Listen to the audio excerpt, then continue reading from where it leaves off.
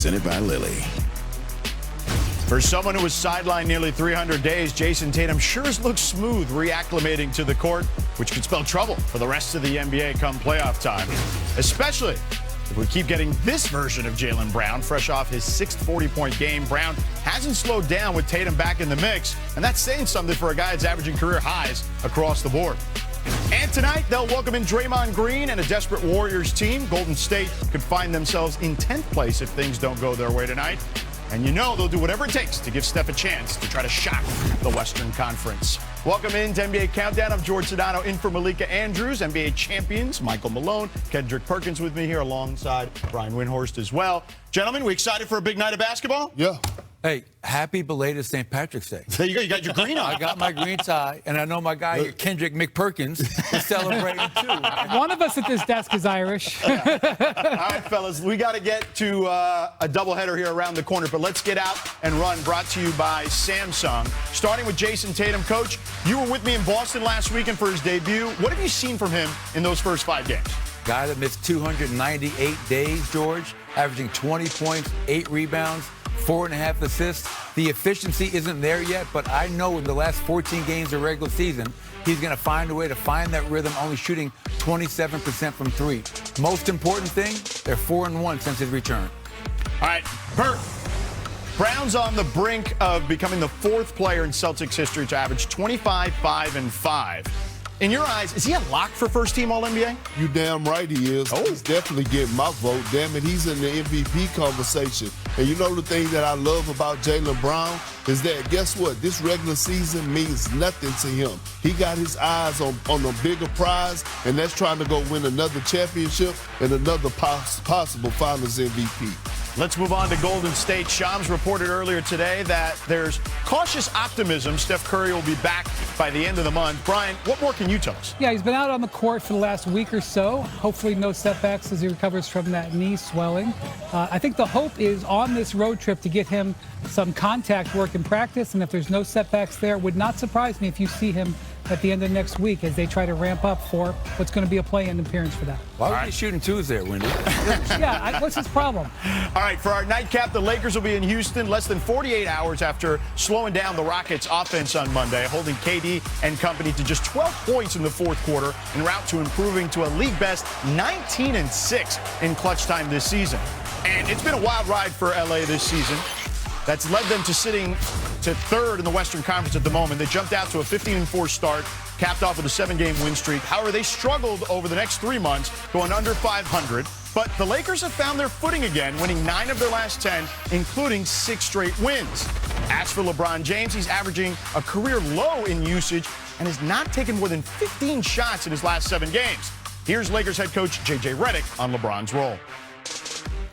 He's still going to be and still has been a high usage player relative to your average player. He's the best thing for our team is him being the 3rd highest used player. I think finding a rhythm and a groove within the rotations and lineups when those 3 guys play, I think that's been the challenge for all of them, not just LeBron, all season. Post All-Star break, it's just about finding that rhythm and finding that groove for all 3 of those guys. All right, it seems like they're finding their groove to me, certainly at this point. But, Bryant, you've covered LeBron longer than anyone. What do you make of his current role? It's fascinating that he is, finding this groove at this point in his career, at this point in the season. If you look at sort of LeBron, he's kind of moved down a little bit, and Luka has kind of moved up as you watch how they fit into this offense. Luka has just had the 6 most prolific games that we've seen him have in a Lakers uniform when it comes to scoring. Meanwhile, it's because LeBron's shooting is down. By the way, his efficiency is up. He's still making big impact. And guys, I'm going to tell you this.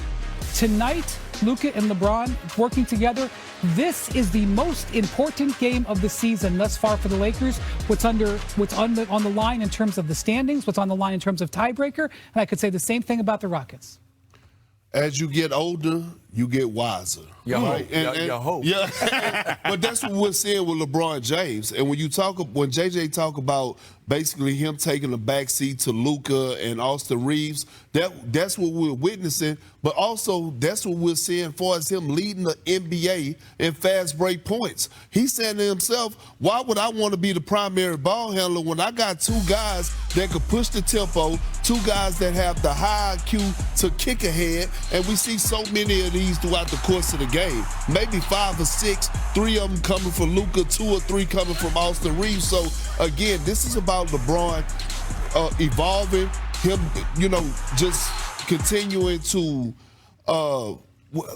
max out the game and continue to trust his guys. Like, that's the biggest thing. If he trusts you, what's helping? Then you have it. What's helping it is that they're winning.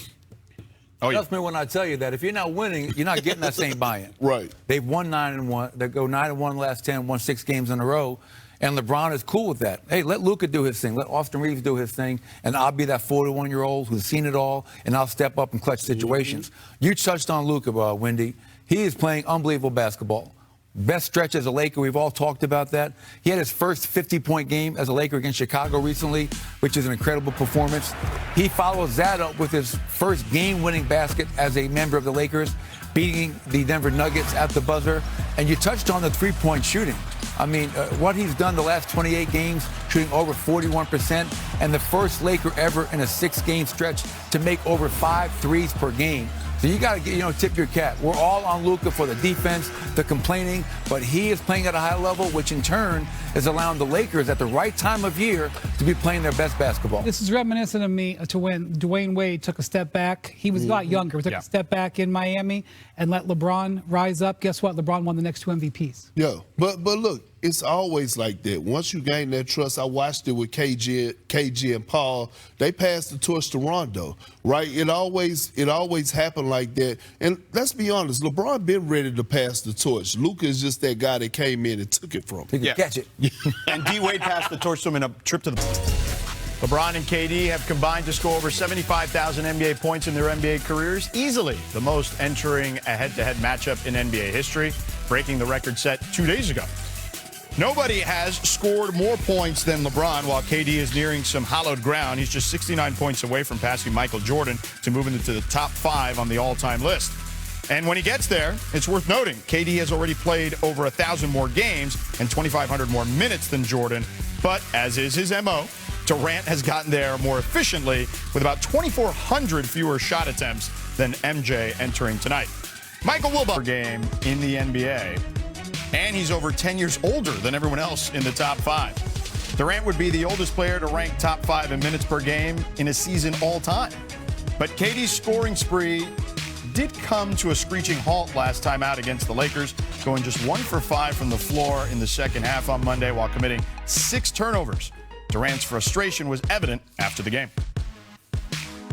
It's all on me. I mean, to be honest, I'm the offense, and the opposing team is going to use all their resources and not let me get comfortable. I think the whole process is too slow, and I just think that it's all on me because the team, when they see me, it just feel like 1-on-5, to be honest. Maybe I got to just get out the way, get in the corner, space the floor out for other guys, and I think just that when I get the ball against certain teams, they just going to settle out and just say, we're just going to double and play a little zone behind it and see what happens, and if we give open shots, that's cool.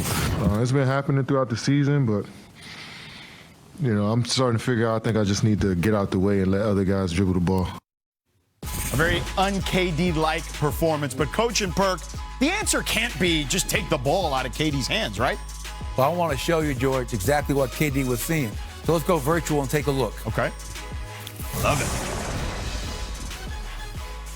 How do you stop one of the greatest scorers in NBA history? You get the ball out of his hands. Here's Kevin Durant coming off the double drag. Jackson Hayes gets the switch. They're not going to let him play one-on-one. Austin Reeves comes to double. Freezer right there. So as he's being double-teamed offensively, Kevin Durant's going to need 3 outlets. Tari Eason in the corner has got to make his way up above the break for the first outlet. In the middle of the floor, Dorian Finney-Smith making his way to the top of the key nail area. He's got to be a little bit quicker. And the last outlet for KD right here is Reed Shepherd on his way working as a safety release for him, third option. As this happens, you're going to see Kevin Durant baiting it. Freezer right there. You can see he steps on the backcourt line. That is not the first time we've seen Kevin Durant's big feet get him in trouble. 2 points, 6 turnovers in the second half. Rockets have to be better. Come on, Coach. Come back to it. There we go. Man, There we go. Come back to it. That virtual world had me shook. Had me shook. Hey, we saw the stats. Now I want to show you an example of what they did well and what they can do better tonight, Perk, because we know the Lakers are going to stay with that. It works so effectively. As we run this play, you're going to see Kevin Durant get the ball. LeBron's guarding him. Going to get the switch with Luka all night long. They never once let him play one-on-one. They're not going to let him ISO. Important point here, Perk. You got these two guys down here making themselves available, coming up the floor. So he's got outlets, which is great. He hits Dorian Finney-Smith.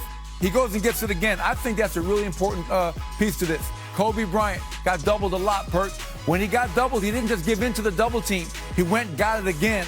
Now, Perk, I want you to take us home on this. Yeah, absolutely. Pause it, Coach. So Kevin Durant does a great job of accepting the double team. He has done his part at this moment. Now you have to trust your teammate. As he hit Dorian Finney-Smith, he's trusted him now to be the decision maker. So now you got 3-on-2 on the backside.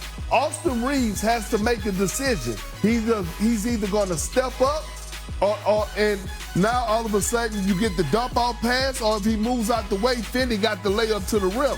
He decides to step up, take Finney-Smith, and now all of a sudden you got Jabari Smith with a hell of a cut out of the corner for an easy dunk. Houston, when they're at their best, they're one of the best cutting teams in the NBA. And look at this. In Monday's fourth quarter, 22 touches. 0 started inside the three-point line for Kevin Durant. You can't have that. Somebody else might have to be the ball handler to bring the ball up the floor to get him those touches at the nail so he could be able to do what he do best, and that's put the damn ball in the basket. Yeah, he certainly does that best, Perk, for sure. Now, Windy, it seems dire right now in Houston. How quickly can they turn this thing around? Not so fast, my friend. This can end up being an okay week for the Houston Rockets. I'm going to explain to you why. Here's the standings right now. It looks like it's a game and a half, but this is a double game. The team that wins tonight is going to get the tiebreaker for the season. So it's like winning 2 games. Okay, so right now Lakers are in third, Rockets are in fourth. If the Rockets win tonight, okay, they're going to be in a position to tie the Lakers in the loss column with the tiebreaker. That's essentially going to mean that the Rockets are effectively going to be third. By the way, the Lakers go to Miami tomorrow. The Lakers have this brutal schedule coming up. They play an 8:30 game tonight in Houston. They're not going to get to Miami till 4 a.m. I don't even think LeBron's going to play tomorrow. The Rockets could wake up on Friday with a lead for the 3rd seed. However, if the Rockets lose tonight, they lose another game to the Lakers, they lose the tiebreaker, and guess what? They fall down below the Nuggets. They're going to be tied in the loss column with the Nuggets. So this is as big of a stakes game as you can get in mid-March in the NBA. Wow. So lots riding on this. It's time now for our head-to-head presented by DraftKings Sportsbook. Who scores more tonight, Coach, KD or Luka? Oh, I'm going KD. He's going to bounce back from that tough performance. They have to throw a different look at Luka Doncic, who had 36 points last game. Slim Reaper coming alive tonight, Perk. That's a spicy pick, Perk, for the coach. Perk, how about you? LeBron or Şengün? Who has more points? I got to go with Şengün. I'm going with the big fella. Look, he had a night off the other night. He was able to see what the Lakers are going to throw at him. I think he's going to dominate that matchup between him and DeAndre Ayton. I'm going with Şengün. All right, let's step away from the basket just a smidge. Who makes more threes, Windy? Reed Shepherd or Austin Reeves? Reed Shepherd needs a big game tonight. He's at home. He knows how important this is. I know Austin is great, but I think Reed Shepherd has